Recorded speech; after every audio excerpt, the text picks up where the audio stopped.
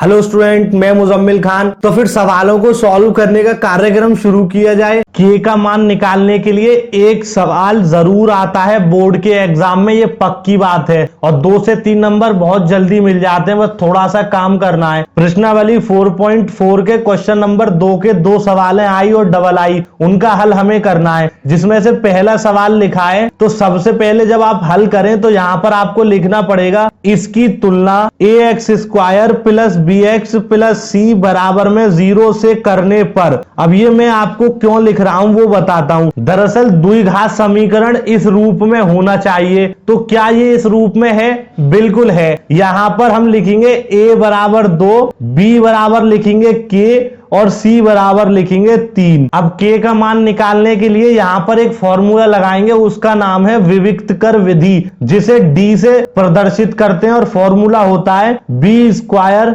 Minus 4ac बराबर में 0। तो b की जगह दे रखा है हमें k, तो k रखेंगे b की जगह और उसका करेंगे स्क्वायर, फिर लगाएंगे माइनस 4, हम ऐसा ही लिखेंगे, मल्टीप्लाई लगाएंगे, a की वैल्यू हमें दे रखी है 2, गुणा लगाएंगे फिर से और c की दे रखी है 3 और बराबर में लगाएंगे 0। अब इसको फिर से सॉल्व करेंगे, देखो k² ऐसे ही रहेगा, माइनस 4 दूनी 8, 8 तिया 24 बराबर में 0। अब यहां से k की वैल्यू निकालेंगे तो k² ऐसे ही रहेगा और ये 24 इस साइड पर जाएगा, तो 0 जहां था वहीं रहा और ये 24 इधर आएगा तो प्लस का 24 बन जाएगा, क्योंकि इस साइड पर माइनस का है। अब k² बराबर मिलेगा 24। लेकिन हमसे सवाल में k की वैल्यू पूछी और हमने निकाली है k² की। तो k की वैल्यू निकालने के लिए क्या करेंगे कि k का जो स्क्वायर दे रखा है वो 24 के ऊपर चढ़ा देंगे और k खाली कर देंगे और यहां लगा देंगे प्लस माइनस। ये रूल होता है द्विघात समीकरण में कि जब भी आप किसी का स्क्वायर दूसरे नंबर पे चढ़ाते हो रूट बनाकर, तो उसके आगे प्लस माइनस लगा देना। इससे ये पता चलेगा कि k की एक वैल्यू 24 है अंडर रूट में और एक वैल्यू k की माइनस है 24 अंडर रूट में। पर काफी बच्चे ना यहीं पर छोड़कर चले आएंगे और कह देंगे ये हमारा आंसर हो गया, पर अभी ये आंसर पूरा नहीं आया, इसमें हमें कुछ और काम करना पड़ेगा। वो काम क्या है मैं आपको कर कर बताता हूं। देखो हमारे पास है 24, तो हम 24 के फैक्टर करेंगे गुणनखंड, ठीक है।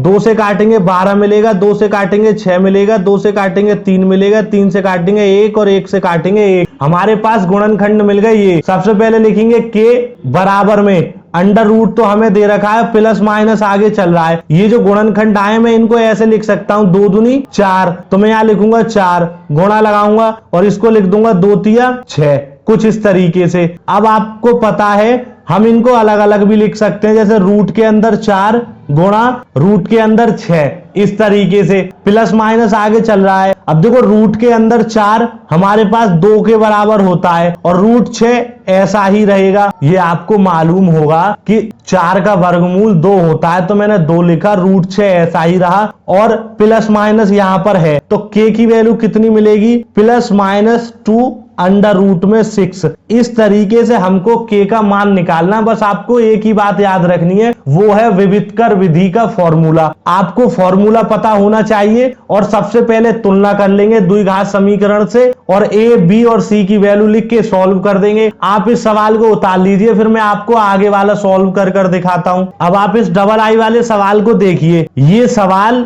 इस वाले की तरह नहीं है, तो इसे हल करने से पहले हमें इस रूप में बनाना पड़ेगा। तो कैसे बना सकते हैं? kx का गुणा x में करेंगे तो k तो ऐसा ही रहेगा और x का x में करेंगे तो x² मिल जाएगा। फिर ये प्लस के हैं और ये माइनस के, तो प्लस का गुणा माइनस में करते हैं तो माइनस आता है। kx का गुणा 2 में करेंगे तो मिलेगा 2kx प्लस में 6 बराबर में 0। देखो ये इस रूप में मिल गया।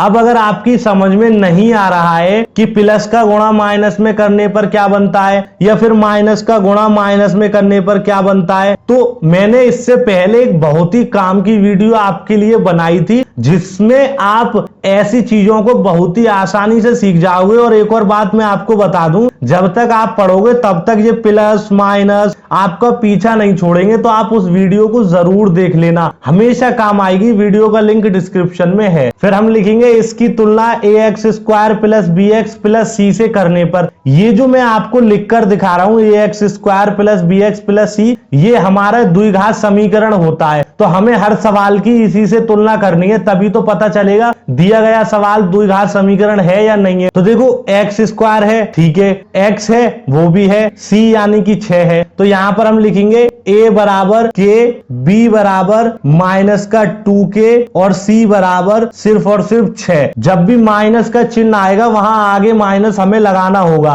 और फिर हम यहां लिखेंगे विविधकर विधि d बराबर b स्क्वायर माइनस 4ac बराबर में 0, कुछ इस तरीके से। अब b की जगह क्या दे रखा है हमें, माइनस का 2k, तो माइनस का 2k का स्क्वायर करेंगे, फिर माइनस लगाएंगे, 4 लिखेंगे, a की वैल्यू हमें दे रखी है k, फिर c की वैल्यू दे रखी है 6 और बराबर में रहेगा 0।